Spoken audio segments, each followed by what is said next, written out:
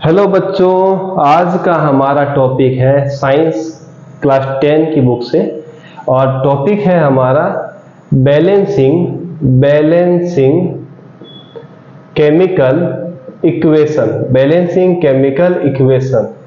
तो सबसे पहले ये जान लेते हैं कि किसी भी केमिकल इक्वेशन को बैलेंस क्यों किया जाता है। तो ये करने का पीछे का जो रीजन है, उसके पीछे है एक universal law of conservation of mass. ये हमें बताता है कि किसी भी केमिकल रिएक्शन में आप ना किसी मास को बना सकते हैं, ना ही उसको डिस्ट्रॉय कर सकते हैं। केमिकल रिएक्शन की बात की जा रही है, ना आप मास को बना सकते हैं, ना ही मास को डिस्ट्रॉय कर सकते हैं। तो कहने का मतलब यह है कि जब आप बना ही नहीं सकते, ना ही उसको डिस्ट्रॉय कर सकते हैं, तो वो बैलेंस ही रहेगी। क्योंकि जितना आपने रिएक्टेंट डाला है उतना ही आपको क्या मिलना चाहिए, प्रोडक्ट मिलना चाहिए, तभी तो वो बैलेंस रहेगा। और वो लॉ जो है कंजर्वेशन ऑफ मास का, वो भी वैलिड रहेगा। तो बैलेंस करने का सबसे जो वजह बताई गई है, क्यों बैलेंस किया जाता है किसी केमिकल इक्वेशन को, उसके पीछे की छोटी सी वजह यह है universal law of conservation of mass. और मास तो एक फंडामेंटल यूनिट है, उसको तो कोई बना ही नहीं सकता है ना। इसीलिए इसके लिए रूल क्या बताया गया है, मास can neither be made nor be created in a chemical reaction या केमिकल इक्वेशन। जो भी आप लिखे, पर आप उस लॉ को ही यहां पर अप्लाई करते हैं। इसीलिए किसी भी केमिकल इक्वेशन को आपको बैलेंस करना पड़ता है। चलिए एक क्वेश्चन लेते हैं और इस प्रोसेस को हम सीखने की कोशिश करते हैं। तो एक क्वेश्चन लेता हूं मैं, BaCl2 प्लस का साइन और एक आएगा H2SO4 एरो। फिर नेक्स्ट इसमें दिया है आपके पास BaSO4 प्लस का आएगा साइन और यहां पर आएगा HCl। तो एक बात याद रखें, लेफ्ट एरो के इधर जो आता है लेफ्ट हैंड साइड में, ये होते हैं रिएक्टेंट, और इधर जो आता है वो बनता है प्रोडक्ट। ये आप खास तौर से याद रखें।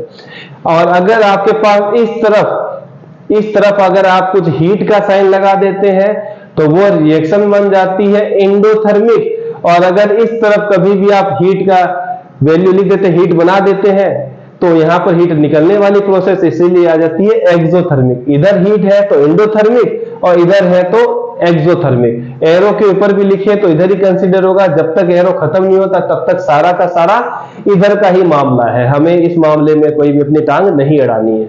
चलिए अब उसको सॉल्व करने का सबसे आसान तरीका यह है कि जो भी मेटल है, नॉन मेटल है, उसको सबसे ऊपर, और जो भी आपके पास हाइड्रोजन ऑक्सीजन आएगा उसको सबसे नीचे। तो मैंने Ba को लिखा क्योंकि Ba एक साथ है, कैपिटल वाला नंबर उसके बाद स्मॉल है, इसका मतलब दोनों एक साथ है। Cl क्लोरीन है ना। आप देखेंगे C क्या है, थोड़ा बड़ा लिख देता हूं, C ये लीजिए क्लोरीन। तो C कैपिटल में है, L स्मॉल में है, तो ये भी एक ही नंबर है। फिर मैं क्या लिख देता हूं, हाइड्रोजन और फिर ऑक्सीजन। या तो हाइड्रोजन ऊपर लिखो या तो इसके ऊपर ऑक्सीजन लिखो, पर ये लास्ट में ही दोनों आएंगे, ये आप याद रख के चले। चलिए अब हम देखते हैं तो बेरिलियम Ba कितनी बार लिखा हुआ है, एक बार। Cl कितनी बार है, 2 बार। चलिए अच्छा है सर हम S भूल गए, अरे चलो S भी लिख दो, ये लो S लिख देते हैं। S कितनी बार है, सिंपल 1 टाइम। O देखो बेचारा O ऊपर आ गया, मैंने भी कहा था या तो O आएगा H आएगा, बेचारा नीचे चला गया। O कितनी बार है, 4 टाइम।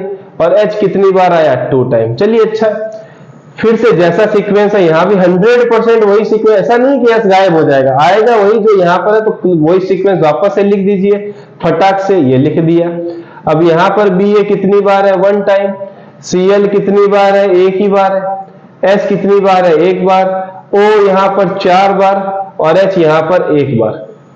यहां पर जो नाइंसाफी हुई है वो 2 नंबरों के साथ हुई, 2 एलिमेंट के साथ हुई है। एक हो गई क्लोरीन के साथ, यहां 2 था, यहां पर 1 है। यहां पर हाइड्रोजन 2 है, यहां पर 1 है। तो हम देखेंगे कि हम इसमें क्या करें कि ये बराबर हो जाए। तो हमें क्लोरीन को 1 बढ़ाना पड़ेगा, हाइड्रोजन को 1 बढ़ाना पड़ेगा, तो हमारा काम तो क्लियर हो जाएगा। तो हम क्या करें, इधर तो कोई चेंजेस नहीं है, सारा चेंज इधर है। अगर देखिए आप देखें तो HCl आपको यहाँ 1 मिला हुआ है, HCl यहाँ पर ये साथ में, सबसे बड़ी बात है साथ में दिया हुआ है। अगर मैं यहाँ पर 1 बढ़ा दूं और यहाँ पर 1 बढ़ा दूं तो मुझे क्या मिल जाएगा, बराबर हो जाएगा। इसको मतलब मैं इसको इस वाली इक्वेशन को 2 से मल्टीप्लाई कर दूं, इस वाले को भी किससे मल्टीप्लाई कर दूं, 2 से।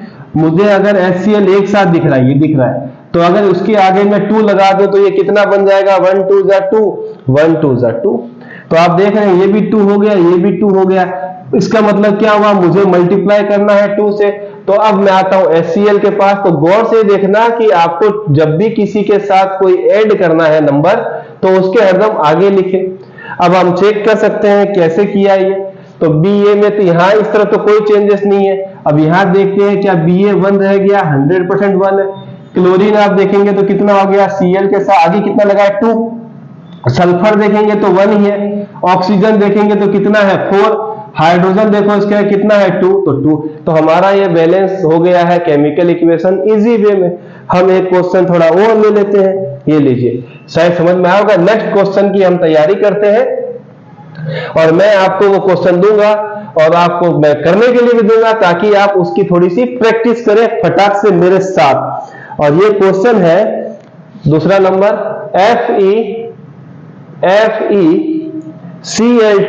Cl2 प्लस का साइन, H2S एरो, यहां बनेगा HCl प्लस FeS।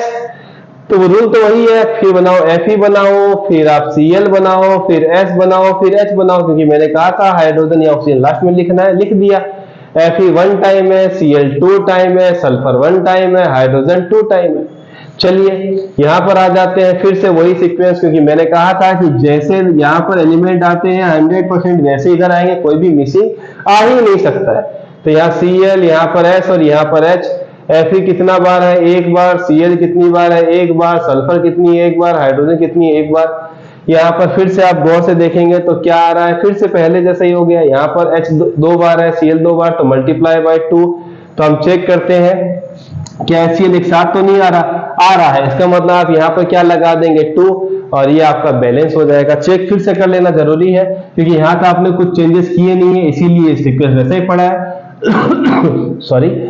और यहाँ पर आपने H के साथ 2 लगाया तो यहाँ पर कितना आ जाएगा, क्लोरीन 2 आ जाएगा। हाइड्रोजन में भी क्या आ गया, 2 आ गया।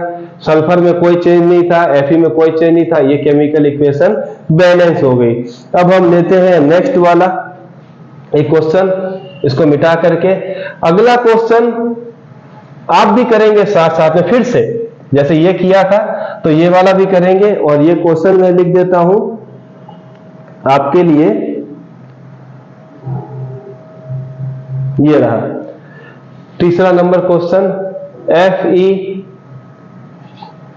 Plus H2O, Fe plus H2O, और साथ में रहेगा Fe3O4 प्लस का साइन, साथ में आएगा H2। तो कहानी तो फिर से वही है, आप Fe लिख दो, फिर O लिख दो, फिर H लिख दो। Fe कितनी बार है, 1 टाइम। O कितनी है, 1 टाइम। H कितना है, 2 टाइम। यहां पर आप आते हैं तो Fe कितनी बार मिल गया, इस बार 3 टाइम। O कितनी बार है, 4 टाइम। H कितनी बार है, 2 टाइम। अब क्या है, Fe 1 टाइम है, यहाँ पर 3 टाइम है, तो आप क्या करेंगे, इसको 3 टाइम कर देते हैं। ये लीजिए 3 से मल्टीप्लाई। तो यहाँ पर Fe अकेला है तो इसके क्या लिख देते हैं, 3। फिर से क्या करते हैं, पूरी इक्वेशन को चेक करते हैं। एक बार जब भी चेंजेस कर दें तो पूरी इक्वेशन को क्या करेंगे, चेक करना जरूरी है। तो आपने देखा Fe क्या 3 किया, ये रहा 3। बाकी में तो कोई डिफरेंस आया नहीं, वैसा ही पड़ा है। यहाँ पर Fe 3, यहाँ तो कोई चेंजेस किया नहीं, इसलिए देखने की जरूरत भी नहीं पड़ेगी। यहाँ आने के बाद आप देखेंगे O1 है, H कितना है, 2। यहाँ पर H2 है, O कितना है, 4। अगर मैं इसको थोड़ा चेक करूं तो यहाँ पर मेरे को 2 मिल रहा है, यहाँ पर 2। इसमें तो कोई दिक्कत है नहीं। दिक्कत कहाँ आ गई, ऑक्सीजन के पास। तो ऑक्सीजन को हमें यहाँ पर 4 करना पड़ेगा, तो मल्टीप्लाई बाय क्या करूंगा, 4। तो मैं यहाँ पर मल्टीप्लाई बाय 4 क्यों कर रहा हूं, क्योंकि यहाँ पर ऑक्सीजन 4 दिया हुआ है। तो आप देखेंगे यहाँ पर खाली आपको O दिख रहा है, तो आप क्या करेंगे, इसके पहले लिखेंगे 4। यहां कभी भी नहीं लिखेंगे, ये गलत तरीका होगा। पूरे कंपाउंड के आगे आपको क्या लिख देना है, वो नंबर जिससे हम मल्टीप्लाई कर रहे हैं। तो यहाँ पर कितना आ गया, 4। तो ऑक्सीजन भी कितना हो गया, 4। चलिए अच्छी बात है। अब गौर करने की बात है, चेक करना पड़ेगा। Fe3 है, ठीक है। यहां पर देखेंगे ऑक्सीजन 4 हो गया, पर हाइड्रोजन 4 2 8 मतलब अब यहाँ पर 2 नहीं है, कितना हो गया हाइड्रोजन 8 हो गया। चलिए अच्छी बात है, यहाँ पर कोई चेंजेस नहीं था इसलिए देख भी नहीं रहे।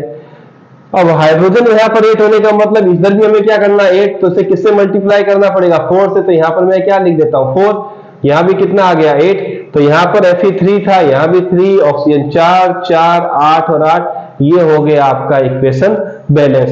तो ध्यान ये रखिए ऑक्सीजन हाइड्रोजन को लास्ट में ले, बाकी आप मेटल नॉन मेटल को ऊपर रखें और सॉल्व करें, आसानी से आपका सॉल्व हो जाएगा।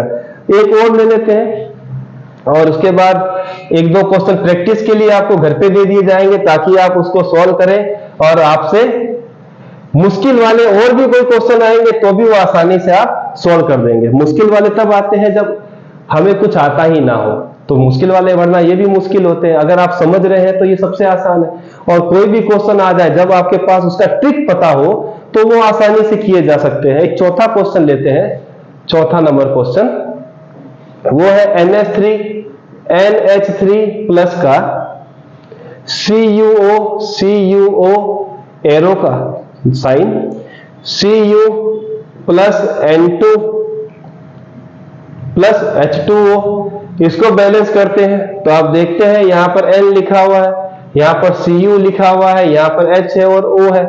N 1 टाइम है, Cu 1 टाइम है, यहाँ पर 3 है, O कितनी बार है 1 बार, फिर N लिखेंगे, Cu लिखेंगे, H और O, N कितनी बार है 2 बार, Cu कितनी बार 1 बार, H 2 बार और O 1 बार। चलिए तो यहाँ देखते हैं N कितनी बार 1 बार, तो 2 से मल्टीप्लाई करो क्योंकि यहाँ 2 लिखा हुआ, तो N तो एक ही जगह पे दिख रहा है तो 2 लगा दिया। चलिए ठीक है, तो N तो यहाँ पर कितना हो गया 2 हो गया, पर यहाँ पर H कितना हो गया 3 2 6, तो यहाँ पर मैं कितना कर दूंगा इस बार चेंज करके 6।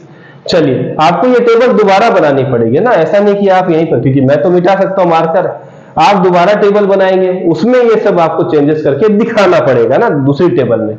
ये तो क्वेश्चन की टेबल है, आंसर की टेबल में आपको दिखाना पड़ेगा। चलिए ठीक है, तो यहाँ पर 6 आ गया, तो यहाँ पर हमारा देखेंगे तो ये नाइट्रोजन चेक हो गया, कॉपर ये जो Cu था उसमें कोई भी तकलीफ नहीं है, हाइड्रोजन 6 है, यहाँ पर 2 है। अरे अरे अब क्या करेंगे, तो यहाँ पर हमें क्या करना पड़ेगा 4 ऐड करना पड़ेगा ना, तभी तो 6 होगा।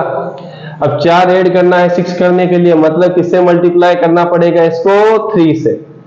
6 करना है तो 3 2 जा कितना आएगा 6, तो यहाँ पर क्या लिख देता हूं मैं 3 लिख देता हूं, तो यहाँ पर हाइड्रोजन 6 है, ये भी कितना हो गया 6 हो गया, ये लीजिए।